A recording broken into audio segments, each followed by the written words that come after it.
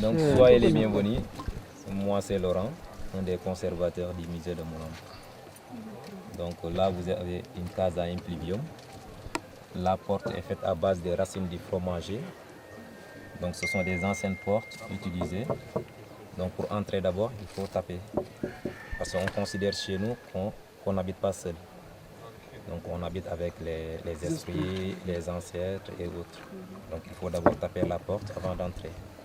Donc c'était des portes qui se fermaient à l'intérieur. Donc ce qui fait que de l'extérieur, tu ne pouvais jamais l'ouvrir. Mais aussi pour ouvrir la porte aussi, il fallait soulever en haut, ensuite tu pousses. C'est comme ça. Et pour entrer aussi, baissez la tête un peu. Marche. Donc là, on est dans le petit musée de la culture traditionnelle Diola. Et tous les objets qui sont là, ce sont que des représentations du village. Vous pouvez toucher, prendre des photos. Si vous avez des questions en même temps, vous pouvez les poser. Donc le sacré, c'est à l'intérieur. Ici, vous avez que des représentations du village. Et pour cela, on a deux choses à visiter. Si vous constatez, on a d'abord l'architecture qui est là, appelée une case à impluvium, et les objets traditionnels et culturels qui sont aux alentours. Pour la case qui est là, vous avez une case à impluvium, une case qui a deux toits. L'une de l'intérieur sous forme d'entonnoir, dont l'idée surtout c'était pour collecter l'eau de la pluie par là. Et il y a l'autre de l'extérieur. Auparavant, c'était des cases beaucoup plus grandes et beaucoup plus larges, dont plusieurs familles pouvaient vivre à l'intérieur de ces cases. Chez nous, quand on vous dit la famille, c'est la grande famille. Grand-père, cousin, oncle, frère, tout le monde était à l'intérieur surtout. Et dans ce petit village, la cause qui faisait que les gens construisaient ces genres de maisons, c'était les guerres tribales. D'abord, ces genres de cases en Diola sont appelés Edjam. Edjam en Diola, cela veut dire l'ententement. Tout se faisait à l'intérieur de la case. De l'extérieur, tu ne pouvais jamais entendre ce que les gens disaient à l'intérieur, surtout. Et maintenant, lors des guerres tribales, pour trouver de l'eau, c'était très très difficile. Souvent, c'était le travail des femmes qui partaient vers les mares pour trouver de l'eau. Et il y avait les ennemis qui se cachaient là-bas pour capturer ces femmes en otage. Donc, pour sécuriser la famille, ils construisaient ces genres de maisons. Si une fois la pluie tombait par là, la femme n'avait plus besoin de chercher de l'eau ailleurs. Directement par là. Et il y avait toujours cette canalisation à côté qui permettait d'évacuer l'eau pour éviter les inondations. Ce n'était pas les tuyaux en plastique comme aujourd'hui. Auparavant, c'était le palmier rogné, son tronc creusé pour faire des canalisations. Le grenier était toujours en hauteur, il gardait toujours le riz en haut. Et il y avait beaucoup d'espace, chaque famille cuisinait à côté, la fumée passait par là, sans déranger personne. Et vers 13h midi, vous allez trouver le soleil au zénith. Au milieu, ça servait de montre, surtout pour servir le repas. Et il y avait une seule entrée, la porte, fermée toujours à l'intérieur avec des bâtons. De l'extérieur, tu ne pouvais jamais l'ouvrir. Il y avait aussi des codes. Il n'ouvrait jamais la porte à un inconnu. Donc le Diola disait aussi un enfant qui n'avait pas plus de 12 ans n'avait pas l'âge de sortir dehors seul. L'enfant en sortant, il pouvait dévoiler les secrets de la famille aux ennemis. Pour éviter les attaques imprévues, il gardait toujours les enfants. Donc l'enfant sortait s'il est accompagné surtout. La nuit, c'était l'occasion de rester en famille. Les vieux qui étaient là, ils racontaient des contes terribles à ses enfants, d'avoir l'esprit de sortir dehors, mais aussi l'histoire du village. Et pour la construction, pas de fer, pas de ciment, pas de bâton, pas de paille, que de la terre, l'argile mélangée avec de l'eau. Ici, l'argile, on ne le cherche pas loin. Tu enlèves le sable, tu creuses quelques centimètres, la terre est argileuse. Tu la mélanges avec de l'eau seulement et les pieds, tu piétines l'argile pour casser ces boules d'argile. Auparavant, les gens ne faisaient pas des briques, mais plutôt ils formaient des boules rondes. À partir de ces boules, pas de fondation. Tu enlevais le sable, tu trouvais déjà l'argile. Tu mouillais un peu la terre, les boules que tu avais, tu les damais directement en les superposant, tu appuies. Et pour la construction, on ne construit pas en allant devant avec l'argile. On construit toujours en allant derrière, ce qui te permettra de regarder si les murs sont droits ou pas. On construit par étapes. Chaque étape doit être sèche avant que tu poses l'autre. C'est pour cela, si vous regardez les murs, il y a toujours des niveaux. Donc là, vous avez le bois du palmier rogné, utilisé pour la charpente, la paille sauvage, pour le toit. Et ici, le plafond, c'est la tige de feuilles du palmier à huile utilisée. Donc, c'était l'idée de construire ces cases à impluvium, aujourd'hui qui sont en part de disparition, parce que la cause qui faisait que les gens construisaient ces maisons n'existait plus. Donc, ce qui fait que les familles commencent à se disperser de plus en plus. Ce qui concerne le musée existe depuis 1992. Le musée a été rénové l'année passée. Donc, et à ce qui concerne le musée, surtout, on a des choses traditionnelles et culturelles. D'abord, vous êtes dans un village Djola. Donc, chez nous, quand on dit le Djola, on se renvoie à la culture, à la pratique traditionnelle. C'est dans ce petit village que vous allez entendre des personnes qui vous diront que je suis chrétien animiste ou bien animiste musulman. C'est pour ça, parce que l'animiste, même s'il se convertit souvent, il garde ses pratiques traditionnelles. L'animiste chez nous, ce qu'il adore, ce sont les fétiches. On aura l'occasion de voir quelques de ces fétiches qui existent dans le village. Donc quand on vous dit le fétiche d'abord, il y a ce qu'on appelle l'autel. On appelle l'autel du fétiche. Au niveau de cet autel, il y a un esprit qui vit là-bas. Et l'esprit qui est là-bas, il y a son prêtre qu'on appelle le féticheur. Le féticheur peut être une personne comme vous et moi. Mais la différence, cette personne parvient à communiquer avec l'esprit. Et pour pouvoir communiquer avec l'esprit, il faut qu'il fasse des offrandes. Chez nous, l'offrande utilisée le plus souvent, c'est quoi? C'est le vin de palme ou bien le sang d'un animal. Donc il va prendre, et quand il versera, vous allez entendre, il prononce le nom de Dieu, appelé en Djola Ata Emit. Cela veut dire le propriétaire de l'univers, et c'est le Dieu universel.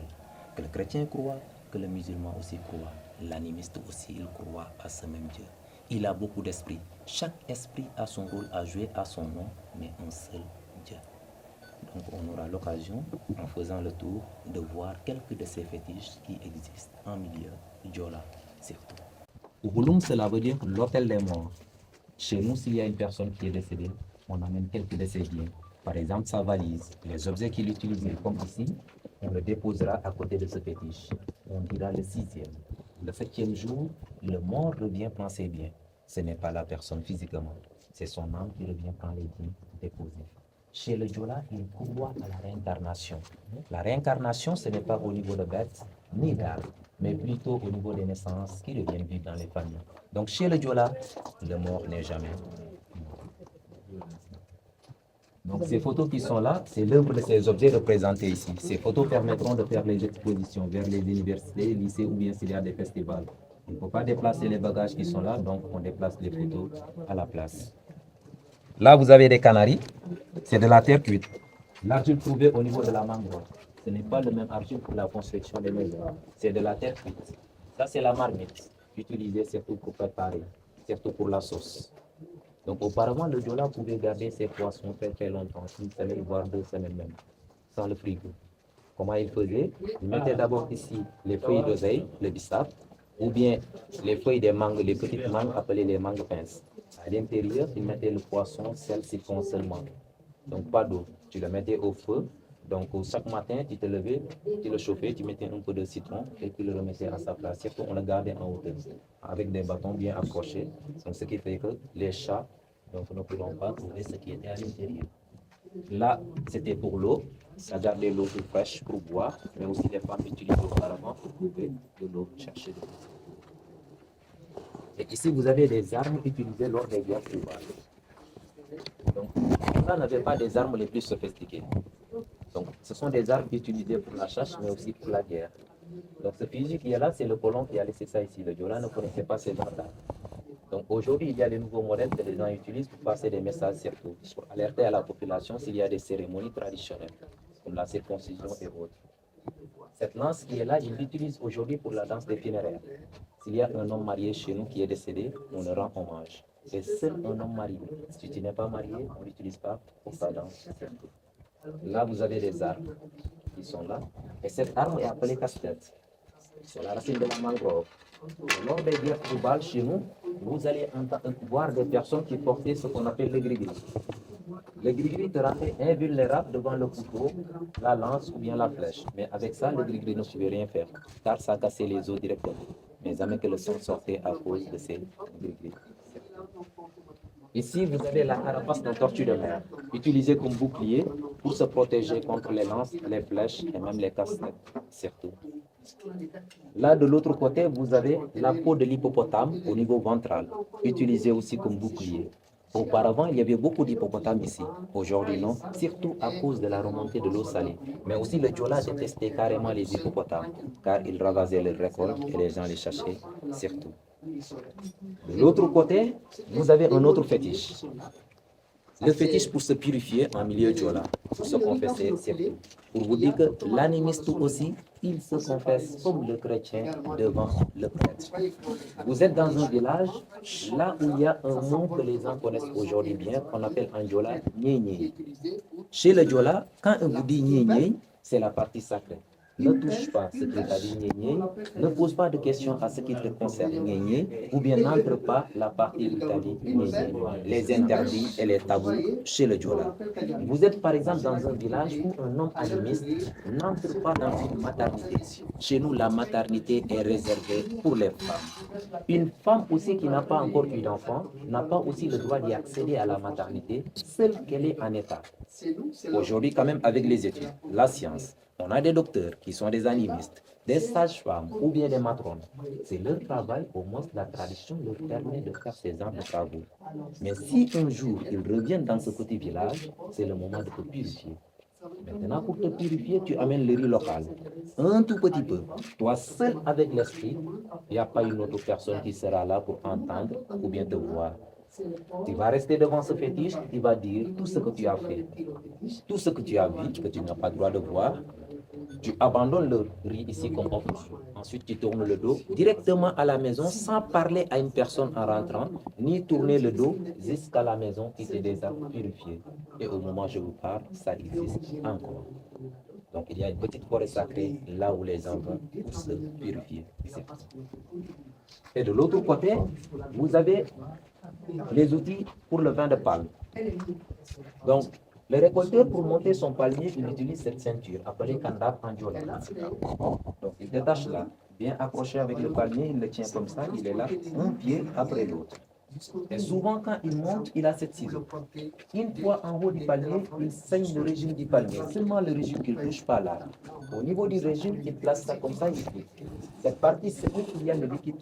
Souvent, goutte à goutte, c'est la sève du palmier qui n'est pas encore du vin. Donc la sève très très sucrée, il n'y a pas encore d'alcool. Il va prendre les entonnoirs, le feuille du palmier rogné pressé, il ferme la partie où il a saigné. Comme ça, avec un bâton comme celui-là, il fixe l'entonnoir. Et la sève coule par là, il place des bouteilles. C'est la famille des calabasses, des coloquens. Il récupère le vin de palme. Aujourd'hui, ces bouteilles ne sont plus utilisées, car il y a l'oiseau appelé le calao qui aimait la sève. Il perce ces bouteilles pour boire le vin de palme et le reste est versé à terre. C'est pour cela aujourd'hui les bouteilles en plastique sont utilisées. Donc le récolteur, il monte 2 fois par jour. Le matin, il monte pour récupérer la sève et le soir, c'est pour changer lentement. Et ici, vous avez des seaux utilisés pour boire le vin de palme. Ici, pour boire le vin de palme, on boit en communauté. Donc, il n'y a pas chacun à son verre pour faire santé, ching-ching, kiling-kandang, non. Donc, ce seau taille à partir d'une branche d'un arbre est placé au milieu. Les gens s'assoient tout autour. Il y a ce qu'on appelle le verre de l'amitié, ce petit gobelet qui va faire le tour. Pour boire, souvent le plus âgé du groupe prend le premier, il remercie d'abord aux anciens. Il va verser un peu à terre, ensuite il boit, les autres prennent à leur tour. Donc c'est le noix du palmier rogné, percé souvent avec un bâton bien décoré à côté, c'est tout. De l'autre côté, vous avez des outils pour la pêche. Donc chez le Diola, c'était la pêche artisanale. Donc vous avez cette lance qui est là, on le place là où le courant passe. Le poisson qui suit le courant et il entre, ça y est, il est bloqué. Il ne pourra pas faire demi-tour. On ouvre derrière, on récupère le poisson, c'était fermé. Il y a des sacs à pêche. Souvent, on part le matin, on revient l'après-midi. Tu mets le poisson, tu fermes, tu trempes le panier dans l'eau, le poisson restera toujours frais à l'heure que tu voudras rentrer. Cette rame, c'est pour les pirogues non motorisées faites à base des troncs du fromager. De l'autre côté, vous avez un autre système de pêche, une pêche groupée dont les femmes utilisaient en marée basse. Elles pêchaient en groupe, donc elles sont là. Donc tu coinces quelque chose, comme des poissons, tu plongeais la main. On l'appelle une pêche aveuglée, mais une pêche qui est en part de disparition parce que des fois aussi c'était un peu dangereux. En plongeant la main, tu tombais sur des crabes ou bien des poissons qui ont des épines aussi, qui risquent de te piquer certains. Là, ce sont des cordes, c'est les feuilles du palmier à huile, tressées par les femmes surtout, utilisées pour attacher la paille. Le bois et même les animaux, les gens l'utilisaient aussi. De l'autre côté, des symboles de richesse. Chez le Diola, quand il vous disait il est riche, ce n'était pas l'argent. Donc c'était les animaux, le riz, la terre, autre chose différente de l'argent. Et lors des cérémonies traditionnelles, vous allez voir beaucoup de monde souvent qui portait ces genres de symboles. Donc d'une part, c'était une manière de bravoure, de montrer que toi tu étais un grand travailleur et surtout, mais aussi de pouvoir faire aussi le troc, l'échange. Donc vous avez ce symbole qui représentait le riz. Tu l'avais sur la tête, les gens savaient que celui-là est un grand cultivateur par exemple, mais aussi il voulait faire l'échange. Avec celui qui avait par exemple beaucoup de bétail. Aujourd'hui, à cause de l'argent, le troc est en voie de disparition. Ça existe encore dans le village, mais très très peu, surtout. Et cette flûte qui est là, on l'appelle en Diola SR. Donc, une manière de se communiquer pour passer des messages. Ça joue le même rôle comme le bonbon, le tam-tam téléphonique. Donc, à l'intérieur, on devait mettre le liquide, appelé la mire, le tulukuna en wolof, qui permettait de nourrir le bois, mais aussi d'amplifier plus le son. Donc, quand on sifflait, les gens sauront s'il s'agit d'un bonheur ou bien d'un malheur, surtout. En tout cas, il y a des codes. Je ne peux pas le mettre aujourd'hui, ce liquide, pour ne pas déranger la population, surtout.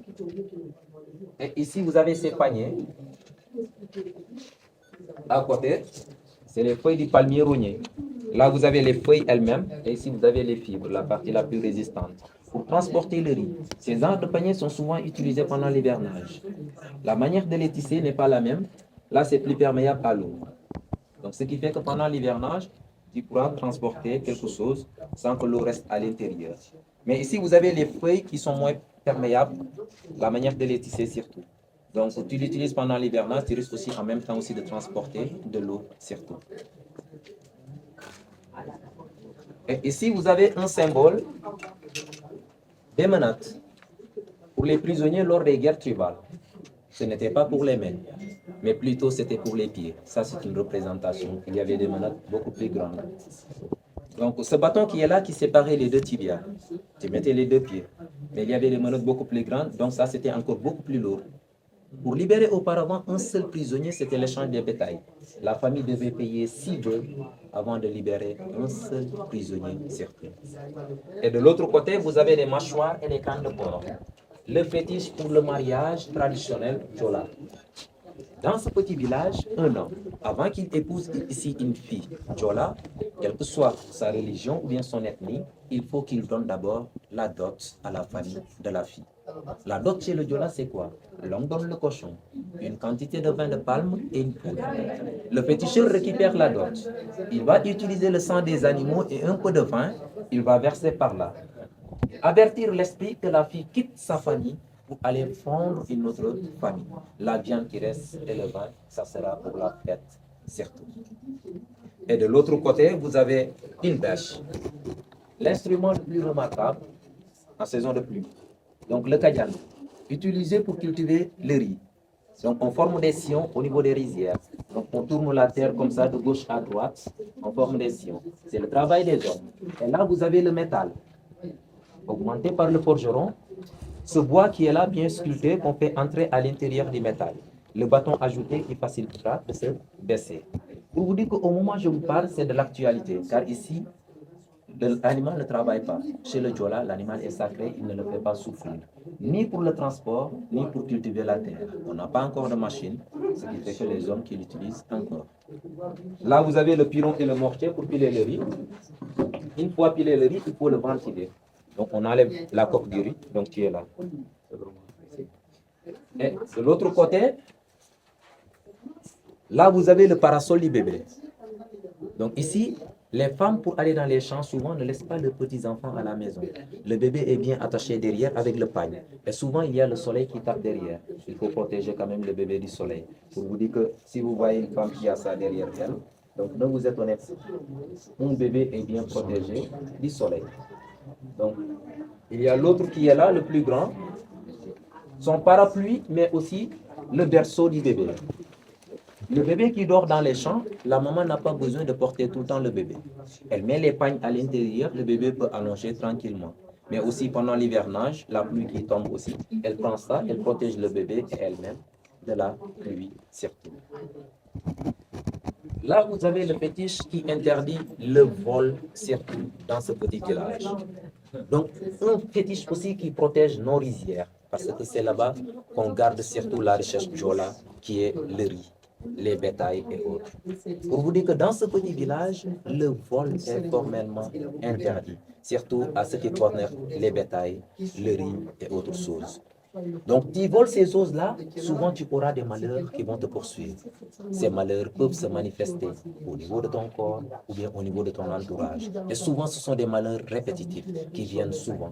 Les sages du village, ils te verront, ils sauront que tu avais fait quelque chose qui n'était pas bon. Ou bien tu vas courir les hôpitaux, rien de solution. Tu seras obligé de retourner à la source. Donc, pour dire au féticheur que moi, un jour, j'avais pris telle chose qui n'était pas à moi. C'était l'occasion de te sanctionner. La sanction dépendait de la gravité du vol.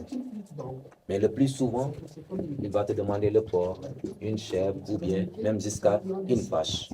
Cette confession sera très très honteuse car ça sera public. Tout le monde sera là pour voir et entendre qui est le malfaiteur du village. Une très grande honte pour la famille et pour toi-même. C'est pour cela ici, vous pouvez rester des années et des années sans une fois entendre un cas de vol. Même si ça existe des fois, demandez qui a volé. Le plus souvent, ils vont vous dire que cette personne n'est pas grandie ici ou bien il n'est pas du village surtout.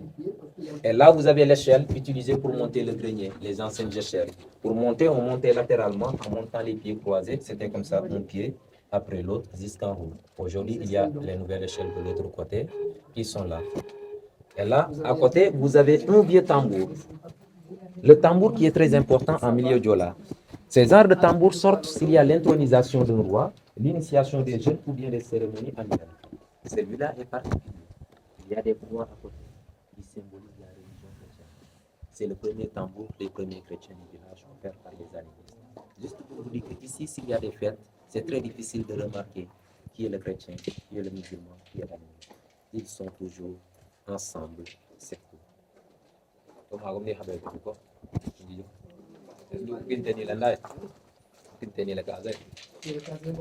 Et là, et là, vous avez une calebasse féminine. Je ne sais pas si vous avez eu l'occasion de voir ces genres de calebasses. Donc, une calebasse pour la fertilité des femmes. Souvent, chez nous, s'il y a des cérémonies traditionnelles, vous aurez l'occasion de voir des femmes qui portent ces genres de calebasse. Donc, juste pour vous dire que ne vous étonnez pas. Soit la femme, elle a des fausses couches répétées, ou bien elle a des enfants de bas âge. Ces enfants meurent répétés, ou bien dans son foyer, elle a que des filles, elle veut au moins avoir un garçon, ou bien vice-versa. Et il y a une association de femmes chez nous appelée Pougnalène. Cette association qui vient souvent pour donner une coup de main à ces différentes femmes. Mais d'abord, cette épreuve est volontaire par la femme elle-même. C'est elle qui doit faire le premier pas, c'est-à-dire d'aller vers l'association. Donc, elle doit communiquer d'abord avec son mari parce que l'association a besoin du couple.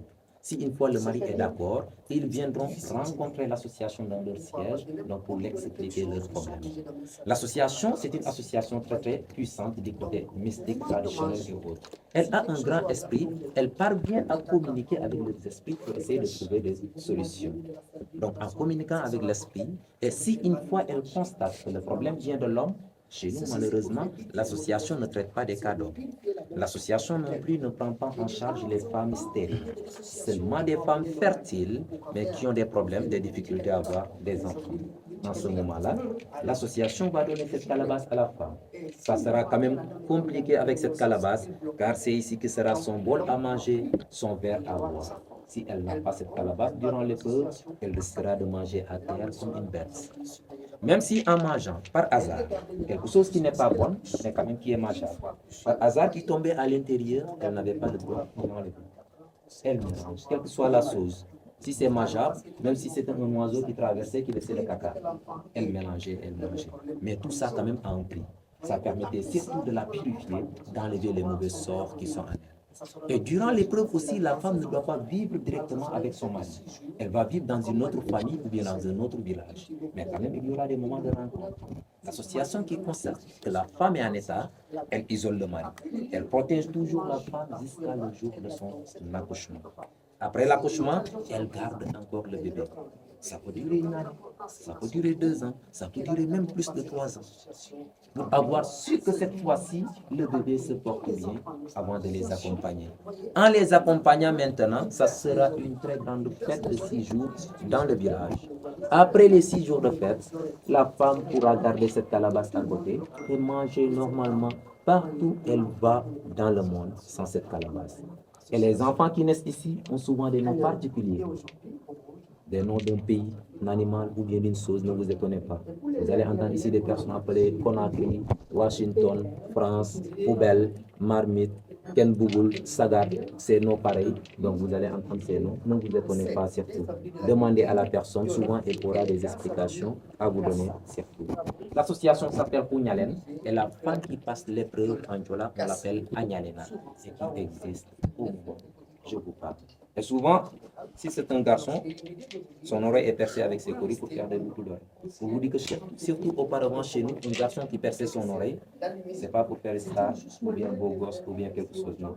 Il y avait une signification, surtout. Et dans certaines familles, un garçon qui perce son oreille, on vous demandera de laisser ce trou fermé, car chez nous, il y a toujours une signification.